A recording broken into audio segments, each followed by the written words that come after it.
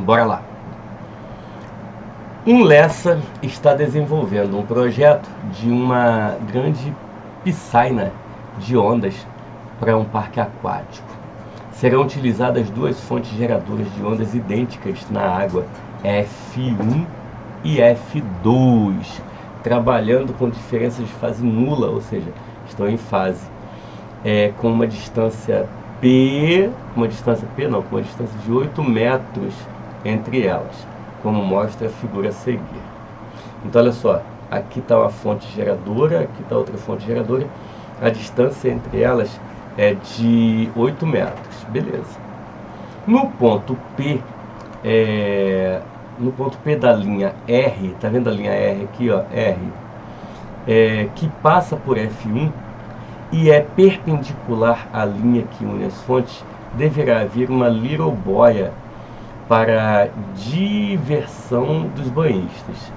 Essa boia ficará presa nessa posição com a ajuda de uma mola, podendo se mover apenas verticalmente. Lógico, onda só desloca verticalmente. Desconsidere a reflexão das ondas nas bordas da piscina e as perdas de energia mecânica. Para que a amplitude de oscilação da boia seja máxima, o maior comprimento de ondas, que as ondas de água geradas pelas fontes F1 e F2 podem ter é de quanto? Então, vamos lá. Essa distância aqui entre P e F2, ela é de 10 metros. Por que 10 metros? Esse é um triângulo 3, 4, 5, todo multiplicado por 2. Então a distância entre elas é de 10 metros. Que história é essa de amplitude máxima? A amplitude máxima me remete a uma tal de uma interferência construtiva. Eu sei que vocês não se lembram disso. A interferência construtiva, quando duas ondas se encontram, ou crista com crista, ou vale com vale. Ixi, tá aqui, ó, vale com vale. Aí eu digo que essa interferência é do tipo construtiva. Maneiro. E ele quer, então, amplitude máxima, ele quer interferência construtiva.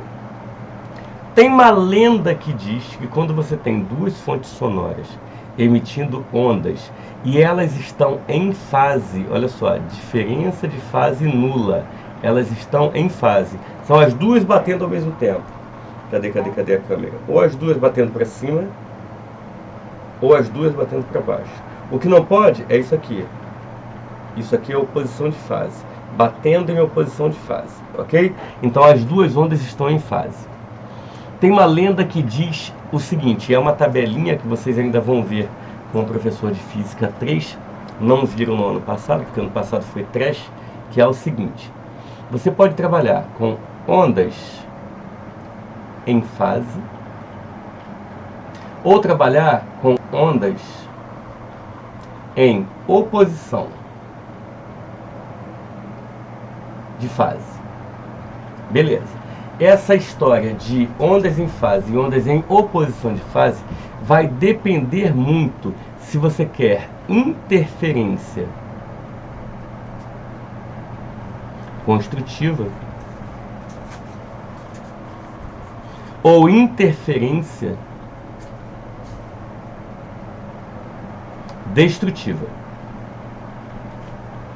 Tem uma lenda que diz que para ondas em fase, interferência construtiva, o N é par, ou seja, 2, 4, 6, 8 e assim por diante.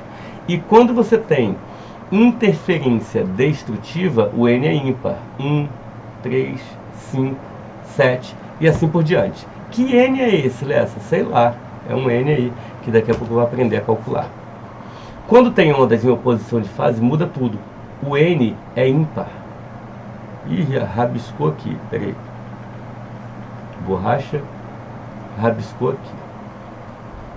O N é ímpar, ou seja, ele vale 1, 3, 5, 7, assim por diante. E na verdade andar par. 2, 4, 6, 8. O que você quer nessa questão? Você quer que tenha uma interferência construtiva e as ondas estão em fase. Em fase. Então você quer esse N, ondas em fase de interferência construtiva. O N é par. Aí tu me pergunta assim, Lessa, quem é N? O N é um fator de interferência que ele é calculável. O N, ele é 2 vezes ΔD sobre lambda. Calma aí. Lambda, tu sabe que é o comprimento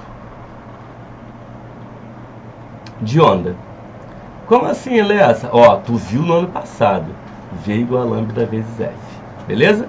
Tu viu no ano passado. E o que seria esse ΔD? Esse ΔD, ele é chamado de diferença de caminho. Como assim diferença de caminho? Você vai por dentro, eu vou por fora. Quanto você vai percorrer a mais do que eu? Ou quanto eu vou percorrer a mais do que você? Uma onda percorre até o ponto de encontro 6 metros e uma onda percorre 10. A diferença de caminho, ela é o percorrido por uma onda menos percorrido por outra onda. Essa diferença de caminho, ela vai ser de 4 metros. Quando você jogar lá a diferença de caminho como sendo 4 metros, pensa comigo, N é 2 ΔD sobre lambda. 2 vezes a diferença de caminho vai ser 4. O lambda eu não sei, agora o N eu sei.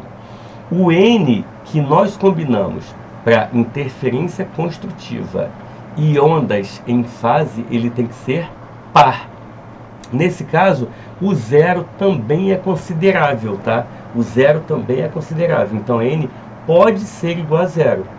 Ele quer que você diga o maior comprimento de onda em que as ondas podem ter. Deixa eu ver uma coisa. Se eu atribuir o primeiro valor, olha para cá. Se eu atribuir o primeiro valor, que é zero, zero vai ser 2 vezes ΔD sobre lambda. Zero. Só que zero aqui vai zerar tudo, então zero não vai rolar.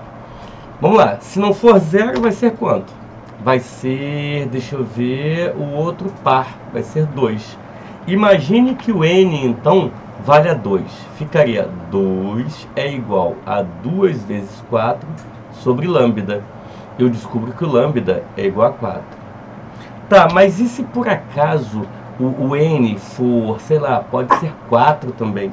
E se o N for 4? Se o N for 4, vai ficar 4 é igual a 2 vezes 4 sobre... Ih, diminuiu. Olha isso. O lambda seria 2. Ele quer que você ache aqui o comprimento de onda máximo, é isso? Para que a amplitude de oscilação vertical da boia seja máxima, o maior comprimento de onda.